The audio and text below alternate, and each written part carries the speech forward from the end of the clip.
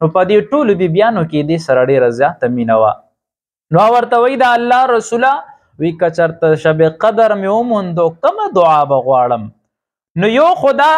چې د شب قدر دعا دې تپوس کوي، بل محبوبه بیبي ده نو محبوبه دعا به ورته ښیي. ورته وایي چې عن ابي هريره رضي الله تعالى عنه قال رسول الله صلى الله عليه وسلم ثلاث دعوات مستجاب لا شك فيهن دعوة الوالد ودعوة المسافر ودعوة المظلوم أو كما قال عليه الصلاة والسلام. مخکې تذکرہ مختلف حالت مبارک وشوه، دلته اوس تذکرہ د دعا بارکی کیږي. کله چې یو انسان عباداتو کې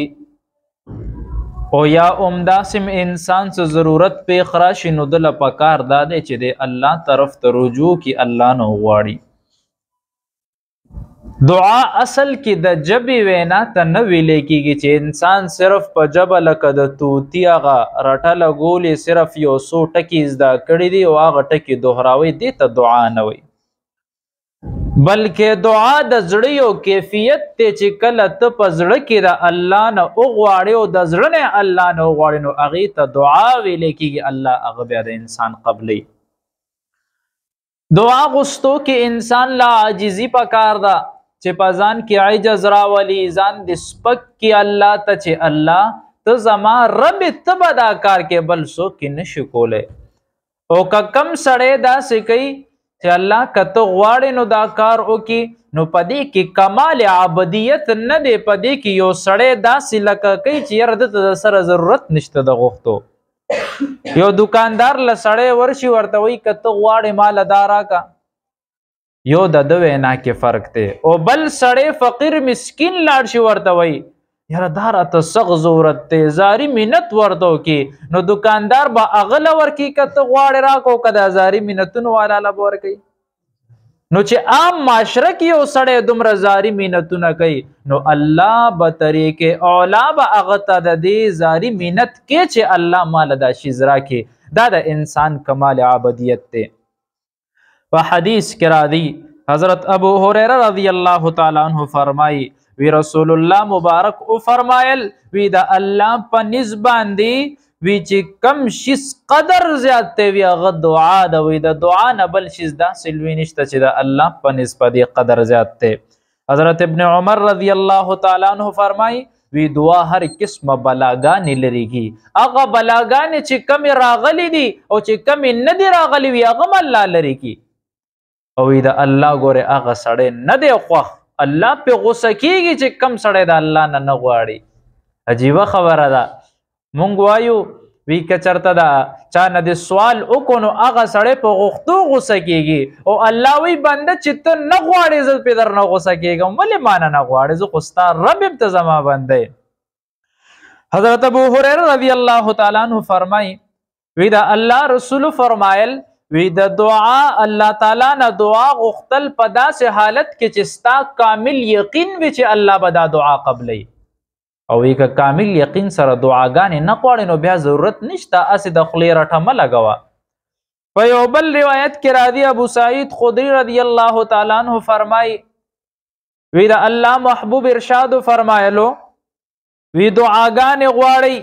وی د ګناه او د قطع رحمې نه ګورئ، اسې نه که څوک ګناهګاره وي یا قطع رحمي وي یا که دا سړی د قطع رحمې د قطع تعلق دعاګانې کوي نو دا ګورې قابل قبول نه دی.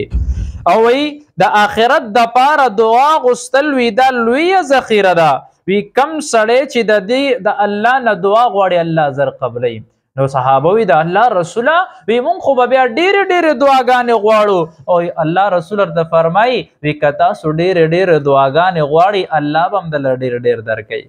چې څومره د الله نه غواړې هغومره الله بنده له ورکوي. حضرت انس رضی الله تعالی عنہ فرمایي وی د الله رسول یو ځل ارشاد فرمایلو وی د الله نه د ارس سوال کوي ګوره وی تر دې پورې چې د مالګي ضرورت شي رب نه سوال وکا وی کپلار روان تسمد وشلې د بوټ د چپل تسمد وشلې د وی د دې سوالم د الله نه وکا نو مطلب چې هر څه غواړي الله نه غواړه الله هر څه ورکول شي بندګانو له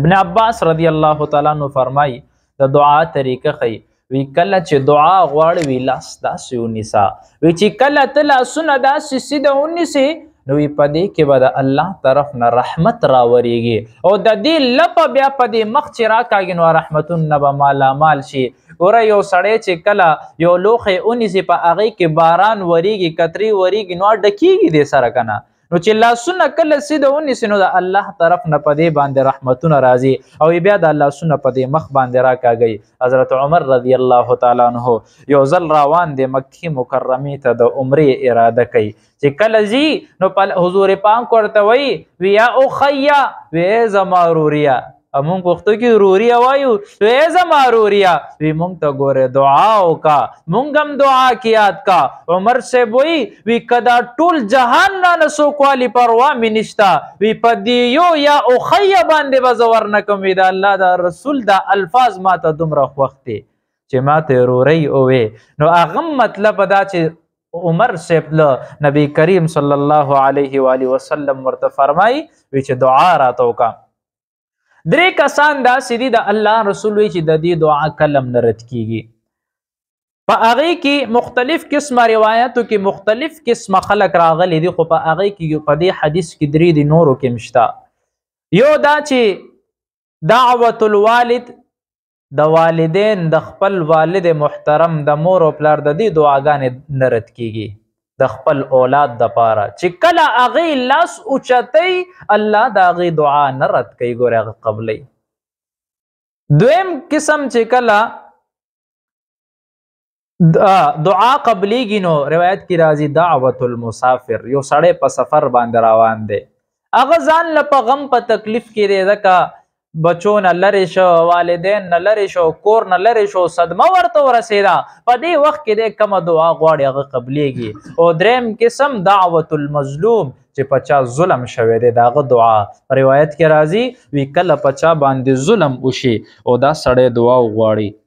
وی الله منځ نه ټولې پردې لرې کړي او یې براه راست د مظلوم فریاد په خپله اوري یا هغه وخت کې به دې سړي ته سزا ملاویږي او یا که هغه وخت کې نه بل وخت کې به ملاویږي په یو روایت کې راځي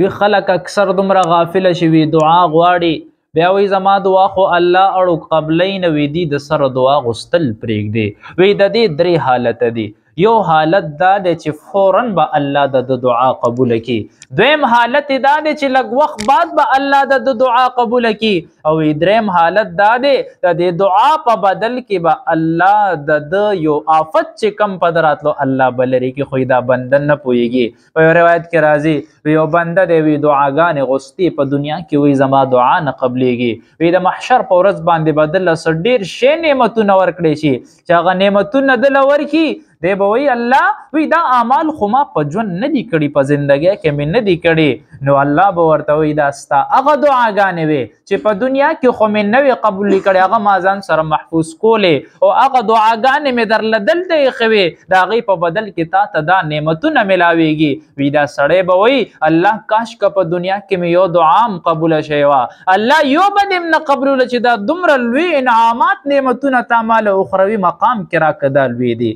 بعضی علماء لیکي عباس رضی الله تعالی عنہ وی نبی کریم صلی الله علیه وسلم په بل ځای کې 15 کسان یاد کړي دي دعوت المظلوم د مظلوم دعا دویم هغه سړی چې کم حج لراوانی دا غو دعا نه رد کیږي او بل هغه سړی چې کم د الله په لار کې جهاد کوي څلورم هغه سړی چې کم بیمار وي بیمار پر سیله د چالاړي نو هغه ته که دعا کې نو بیمار ته وی چې ماتم دعا وکا او پنځم نمبر مسلمان بل مسلمان رور ته چې کومه غایبانه دعا کوي هغه ته پته نشته دی ولا پټه کوي د الله رسول وی په دې ټولو کې تیز دعا د مسلمان بل مسلمان مسلمان ته چې کومه غایبه کوي دا زر قبلیږي. په بل یو روایت کې راځي ارباز بن ساریه رضی الله تعالی عنہ فرمای د الله رسول ارشاد فرمایلو من صلى فريضه فله دعوه مستجابه کم سړی فرض منځ کو د دې نه پس ته دعا وغواړي دا دعا قبلیږي. ومن ختم القرآن فله دعوه مستجابه کم سړی قرآن مجید ختم ک د دې نه پس تم دعا نه رد کیږي دعا کوي. حضرت انس رضی الله تعالی عنہ فرمایي وی دا الله رسول وی د اذان او اقامت منس کې دعاګانې غواړي دا دعاګانې چرته نه رد کیږي. ختم قرآن پسې دعاګانې غواړي دا شانتي فرض منځونو پسې دعاګانې غواړي. په عرفات مینا مزدلفه د جمعې په شپه په جهاد سفر کې په دې وخت کې دعاګانې غواړي دا زیات تر قبلیږي دا رد کیږي نه. په یو روایت کې راځي وی د شب قدر په شپه باندې هر دعا الله قبلی. یو ځل نبی کریم صلی الله علیه و آله وسلم ناسته مور عایشه رضی الله تعالی عنها ورسره ناسته ده. نو په دې ټولو بیبیانو کې دې سره ډېره زیاته مینه وه. نو ورته وی د الله رسوله وی که چېرته شب قدر مې وموندو کومه دعا به غواړم. نو یو خدا چې د شب قدر دعا دې تپوس کوي بل محبوبه بیبي ده نو محبوبه دعا به ورته ښیي. ورته وی چې کله ته دا روز وموندې نو ته په دې کې دا دعا وکړه اللهم انک عفو کریم تحب العفو فاعف عنا. د عافیت سوال وکړه. عافیت دې ته ویلې کیږي چې الله ته زما حفاظت د هر قسم شر مصیبت بلا نه وکړه. او عافیت مطلب هم دا چې کله انسان دا دعا غواړي نو د الله د عافیت نه بغیر انسان پاتې کېدی هم نشي. که انسان باندې الله آفت نه راولي نو آفت به ترې نه لرې شي. که الله پرې راولي نو را به شي پې نو محبوب بیبي ته محبوبه دعا خولې ده. نو دا زمونږ دپاره یوازې په شب قدر نه په عام وخت کې هم ده چې کله هم دا دعا کې نو دا دعا قبلیږي. یو عفو ده. عفو او معافي ته ویلې کېږي استغفار معافي ته ویلې کېږي. نو د دې مطلب علماو دا تعبیر کړی دی چې کله یو سړی ګناه وکړي د هغه ګناه ولیکلی شي خو چې کله دا سړی د ګناه نه توبه وکاږي ګناه روانه شي بیا هم په کاغذ باندې به هغه لیکل لږ ډېر ښکاري. او درېیمه عفو ده. داسې به روانه کړي چې الله به د فرشتو نه هم هیره کړي. نو دا دعا زیات وایي اللهم انک عفو کریم تحب العفو فاعف عنا. په روایت کې راځي ګورئ نبی کریم صلی الله علیه وسلم وی د والدینو دعا هغه چرته هم نه رد کېږي خو د والدینو بد دعا هم لګي. په روایت کې راځي وي بعضې داسې ښځې دي وی چې هغې خپلو بچو ته بد دعاګانې وکړي نو الله د دې د بد دعا چې د هغه قبوله کړي. خو وی دا ښځې بیا هغه وخت کې جاړي الله وی صبر وکړه چې کله وخت راشي په هغه وخت کې به ګورو دا میوه چې کله ونه چې کله سبزدار شي میوه پیدا کی نو په دې وخت کې الله هغې نه هغه بچی والي نوجوان شي د ګټې وټې شي مضبوط شي نو هغه بچی بیا اکسیډنټ وکړي یا په بل څه مرض کې مبتلا شي وفات شي نو بیا دا میندې سرونو ته ناستې جاړي یو سرونه ځان لوي بیا هغه دعا وي هغه بد دعا وي چې په معمولی ضرر معمولی کار باندې ته بچي ته وی چې بچیا تباه شي مړ شي هلاک شي همدغه بد دعا الله قبلی.